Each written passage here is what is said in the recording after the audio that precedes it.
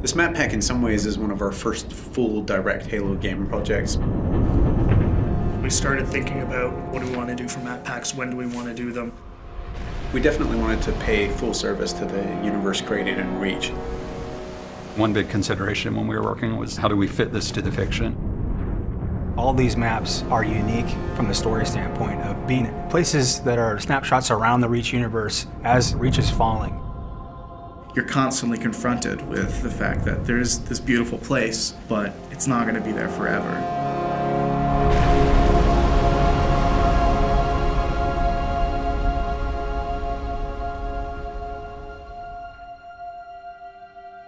Coming up with the sort of spectrum for a map pack is a really straightforward business and at a very high level. You just say, what do we already have and what do we need to kind of flesh things out? Everyone on the right side is working on super top secret stuff I can't talk about. And then everyone over here is also working on super secret stuff. Certain Affinity, we're an independent developer. It's kind of spread out where we have our down here in Austin, Texas. In little pods. We're about 50 people now. That team has a lot of experience with the engine, a lot of experience with Halo. Incredible Halo fans, obviously, because so many of them have been involved in the games before. On Halo 1, I ended up doing the user interface. Halo 2, I shifted to development. On Halo 3, I was multiplayer online lead. So right from the get-go, we worked really closely with the publishing team at 343 to identify maps that would make sense in the context of Reach. Example of the overgrown stuff that we're talking about. It was great because CA was crazy passionate. Like, these guys just showed up with a huge list. And it was more a question of just, okay, well, we can only make so many of these, so, you know, let's get to ones that we think kind of fit the fiction, fit the flow. There was a lot of exploration and a lot of collaboration between the two groups. One idea that came to mind was, wouldn't it be awesome to have a multiplayer map that you can see the planet getting glassed below you? Condemned takes place high above Reach on a space station, somewhat decimated by Covenant attack. So when we started Condemned, we wanted to make a map that was really fun for close range, but still had some long range sniping stuff in it. We're looking at Lockout specifically. What are some of the characteristics about Lockout that we think are so fun, and how can we take some of those and do them in a completely new map? Something that really pulls infantry together in a really tight environment.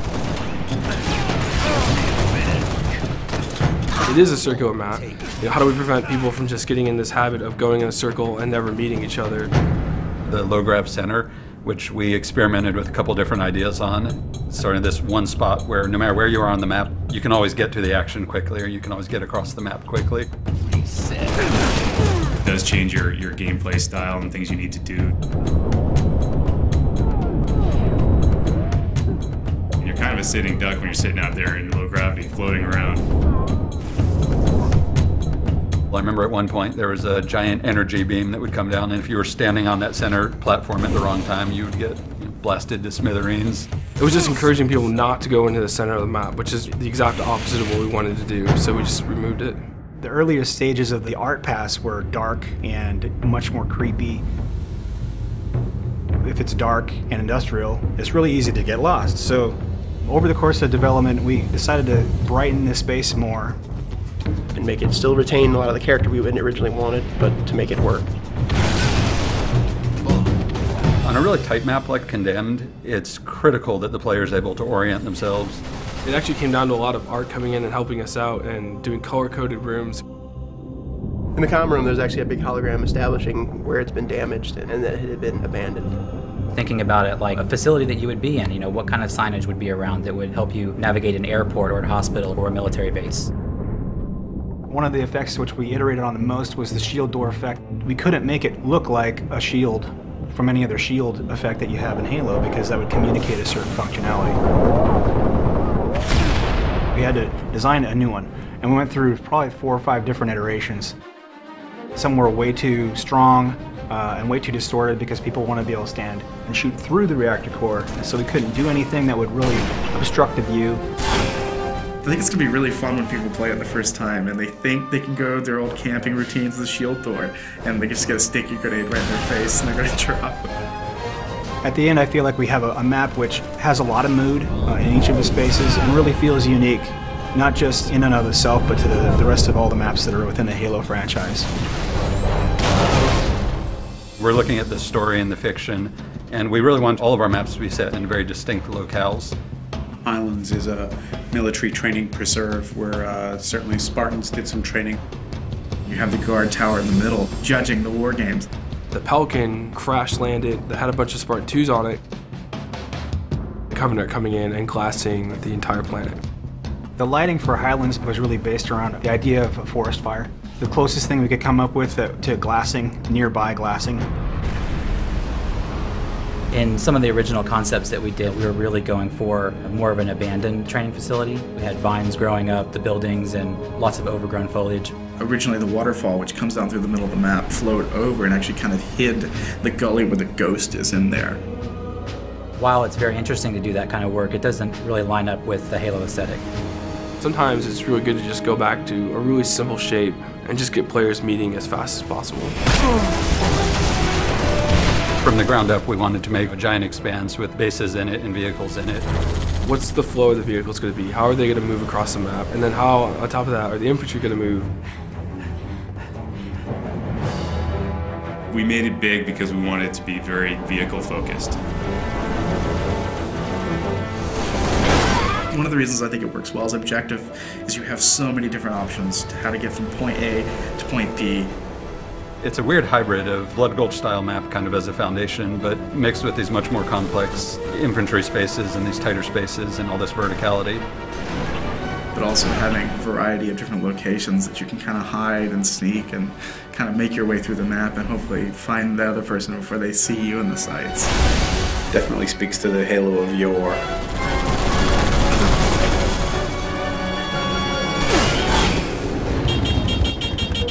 The new expanded firefight support meant that we definitely wanted to put in another firefight map. Unearthed is a really dusty, dry, arid environment. Reach is an industrial world, and its main purpose is a kind of military-industrial outpost at the far reaches of human space. It's quiet. You can see the tire tracks on the ground where there's been human activity, but it's gone. It's a ghost town. It's a ghost world.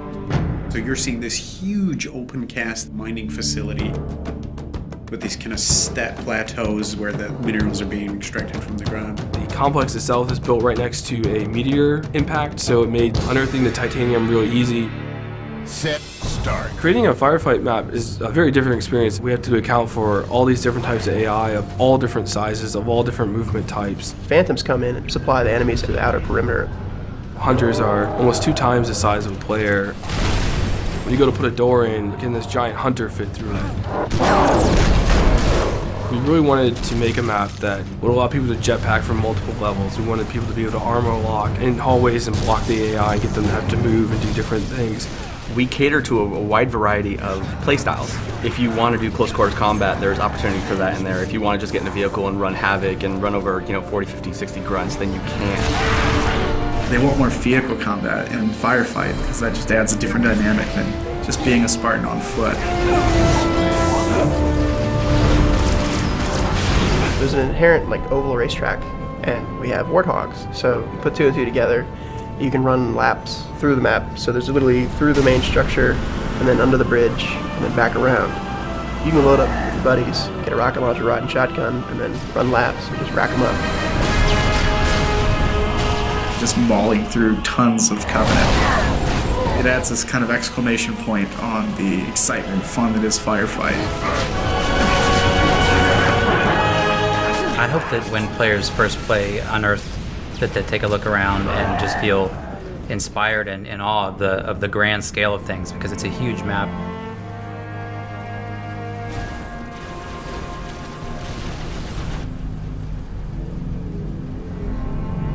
Unearthed is the calm before the storm. Highlands is the storm itself, with all the Covenant ships and the glassing that's happening right there on your doorstep. And then with Condemned at the very end, watching it all kind of go up in flames.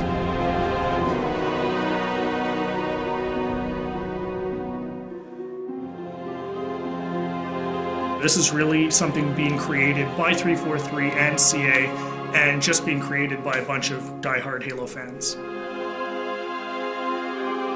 This is our core business. This is all we're doing from now on is Halo games and Halo support and Halo maps. We have resources, we have people, and we're going to throw those people and those resources and that talent and that effort to the Halo franchise, and it's a huge responsibility. People should understand that we understand that and we respect that, and we're going to do everything that we can. The community is huge for us in helping us shape what it is that we do next. The more vocal the community is, the more they tell us what they like, the more we can make sure that we try to give them that experience.